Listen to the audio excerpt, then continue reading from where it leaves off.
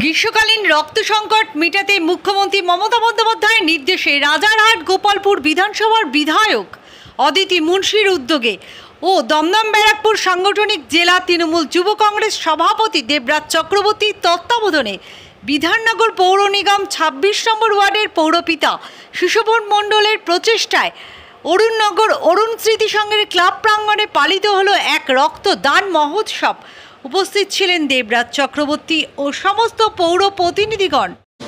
দেখুন, এটা প্রথম বছর নয়, প্রত্যেক বছরই আমাদের বিধায়কের নেতৃত্বে সারা এক মাস ব্যাপী প্রত্যেকটা ওয়ার্ডে, তার যে বিধানসভা কেন্দ্রে ২৪টা ওয়ার্ড আছে, সেই ২৪টা ওয়ার্ডেই একটা করে রক্তদান শিবির প্রত্যেক দিন হয়, এক মাস ধরে পুরোই হয়।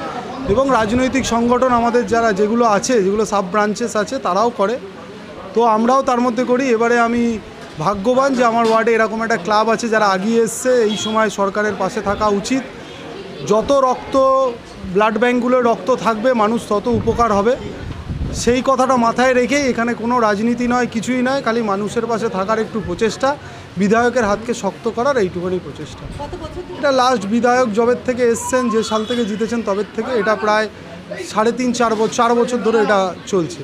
এবং আমরা করছি এখানে 10 বছরের ওপরে, কিন্তু এই টাইমটাই পার্টিকুলারলি করছি মমতা বন্দ্যোপাধ্যায়ের নির্দেশে, যে প্রত্যেকটা এলাকায় যে বিধায়করা প্রত্যেক জায়গায় এক মাস ব্যাপী ধরে করছে, সেটার একটা অংশ। আজকে কতজন রক্তদান?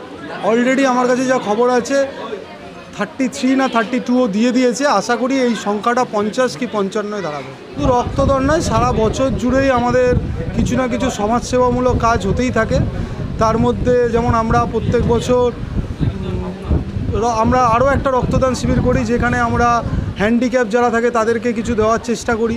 আমরা যারা পড়াশোনা করে কিন্তু বই খাতা কিনতে পারে না, তাদেরকে দেওয়ার চেষ্টা করি বই খাতা। খেলাধুলো হলে প্রত্যেকটা টুর্নামেন্টে আমরা প্রত্যেকটা ক্লাবকে বল, ফুটবল থেকে শুরু করে সব দিই।